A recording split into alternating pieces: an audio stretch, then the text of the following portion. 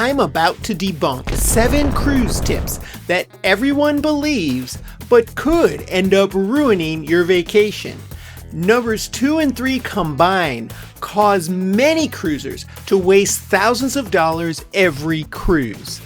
I'm Gary with Optimal Cruising, bringing you fresh cruise advice, money-saving hacks, and secret strategies the cruise lines don't advertise. Let's dive in. If you're like me, when you go on a cruise, you like to have a couple drinks, sit back, relax, and just enjoy your vacation. But I hate paying the cruise line prices for that alcohol. It's highly overpriced, sometimes watered down, and you have to pay gratuity on top of it. There are some tips going around on the internet that you should sneak alcohol on board by disguising it. And there are a lot of people over social media giving this advice. But it's very bad advice. Cruise lines really do care about this because alcohol is one of their big profit centers. They don't make a whole lot of money by selling the cabins that you book. They make money on the extras, and alcohol is a big one. And while some cruise lines will allow you to bring a case of beer or a bottle or two of wine on board, if you try to bring any more than that, or if you try to smuggle hard alcohol in some other containers hoping they won't catch it, they're getting pretty serious. They're using techniques to discover this stuff, and if you get caught, the best case scenario is it will be confiscated. Okay, no big deal. But the worst case scenario is you could be fined or even kicked off the cruise. In fact, last month there was a passenger on a Royal Caribbean ship who was kicked off the ship at the first port of call and had to find his own way back home because they found some alcohol that he had hidden in some unlabeled bottles in his luggage. It's really not worth saving a few $100s on drinks when if they find it and kick you off the ship, you could be losing thousands of dollars and not even getting to take your vacation. If you're a heavy drinker, it's just probably a good idea to buy the drink package and not worry about it. Speaking of drink packages, this next tip will shock you. I purchased a drink package on a cruise line once, and I'll never do it again. A lot of experts are pushing the idea and advising cruisers to buy the drink package. It makes life easier. They don't have to think about what they're spending on drinks. And it just seems like a fun-filled vacation to have unlimited drinks, all you can drink. But the reality of it is, this ends up costing many cruisers a lot more. I've tracked this myself personally, and I spent barely $200 on drinks for an entire 7-night cruise, and that was for me and my wife. If I would have bought the drink package, I would have overpaid by about $600. If you are a heavy drinker, it is worth it. But as a general tip, it's a bad idea. You will find in most cases that if you just purchase drinks a la carte, you end up walking away with a much smaller bill than if you bought the all-inclusive drink package. And if you think that's a bad money mistake, wait until you hear this next item. I have a couple of friends that are relatively new to cruising, and they told me that the first couple of cruises that they went on, they were told to only book their shore excursions directly with the cruise line. And this is what a lot of experts say, but it's wrong because shore excursions are 30 to 50% cheaper if you book them with an independent provider that operates in the country or at the port of call where your ship is docking.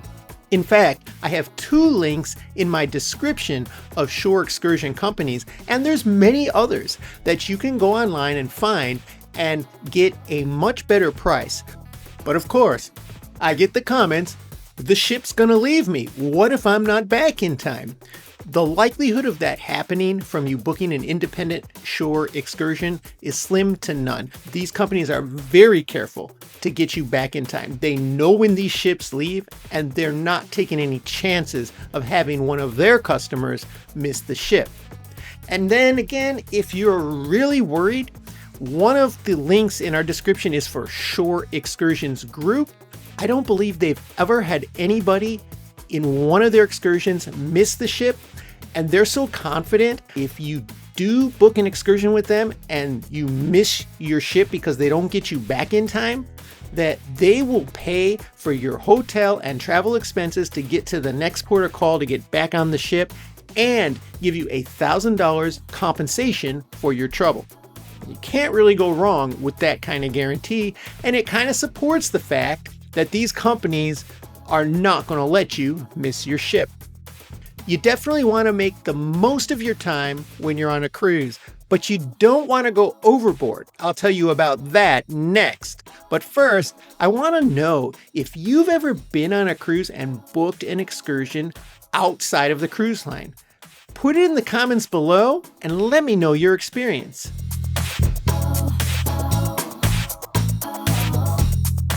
When I first started going on cruises, I had this attitude that I had to make the most of my cruise.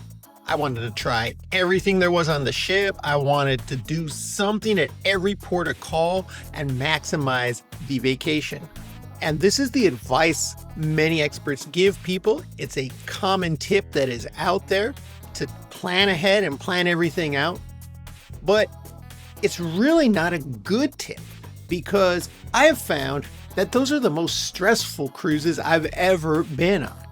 In fact, I much prefer to have a play it by ear kind of attitude. And maybe you're not like that. Some people aren't. So you want to plan things out, but leave some downtime when you're doing that. Because remember, you're on vacation, and a cruise is a great place to relax. If there's always something you have to run to, when are you going to just de-stress? And that's important to do, and people forget about it, and they end up, when they get off the boat, saying that they need a vacation from their vacation. And you don't need to do it all, because you'll probably be cruising again and have another opportunity. And if you are going to relax, you're probably going to need a deck chair. I'll tell you about that next. I just watched a video, in fact, of another cruise vlogger advising people not to reserve deck chairs. And here was his reasoning: that cruise lines are cracking down on people who reserve deck chairs all day and just leave their stuff out and go do other things and don't want anybody using those chairs. You'll even see signs up on certain cruise lines, like Royal Caribbean, for example, puts these pink signs out telling people not to leave their chairs unattended or their items will be taken. Well, this is more of a threat than actually something that happens. Now, I'm all for people giving up their chairs if they're not going to be there. It's just the kind thing to do. If you're not going to be there all day, don't hog the chair. But if you don't get there early and reserve your deck chair by putting some stuff there, maybe you're not going to sit there all day, but if you go away for 30, 45 minutes and then come back, you're probably fine. But the issue here is, if you don't do what everybody else is doing, you're probably not going to get a chair. Most people politely place items on chairs to claim them early in the morning, usually between 6 and 7 a.m. By 9 a.m., a lot of the good spots are gone. So if you want a deck chair, you probably need to play that game, unless cruise lines really do start cracking down and taking this stuff away. This next tip could save you $500 or more. But first, if you haven't subscribed already, make sure you hit that subscribe button and join our community.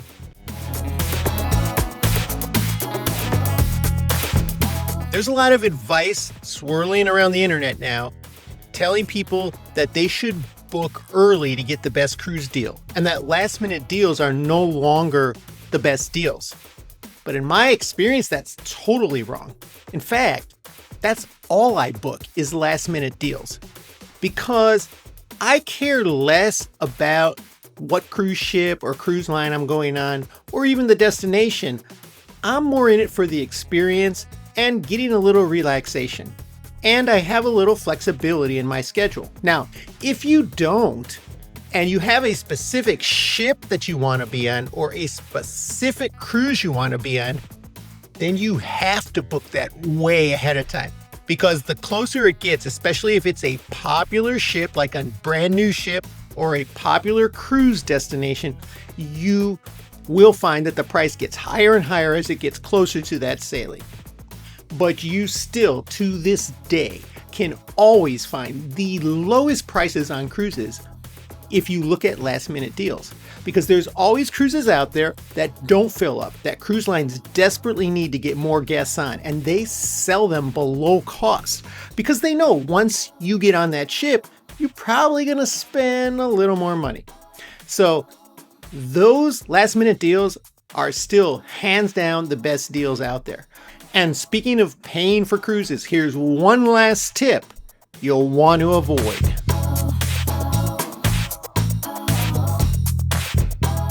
When I first started cruising decades ago, you needed to bring a lot of cash with you. And that's no longer the case.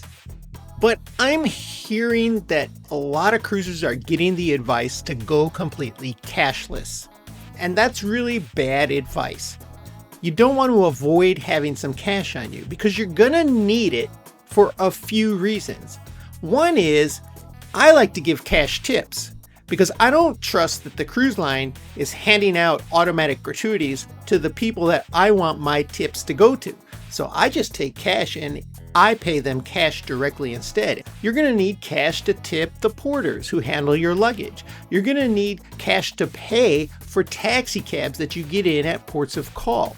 There's a lot of spots where you're gonna need some cash. And you don't wanna end up having to go to an ATM because, for one, the ATMs on the ship have huge service fees. It's just not worth it. And when you get off the ship, if you're looking for an ATM, they might be giving you money in the local currency, which you might not really want. So just bring cash back from home.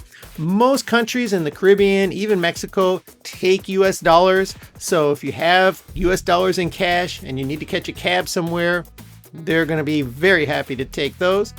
And you're also going to find that a lot of the vendors, especially street vendors that you find at some of these ports of call, will give you a better deal if you pay with cash. So while you'll want to bring some cash on board with you, there are an increasingly number of items that cruise lines are banning, and some alternatives that you can bring on board instead. I'll tell you all about those right here.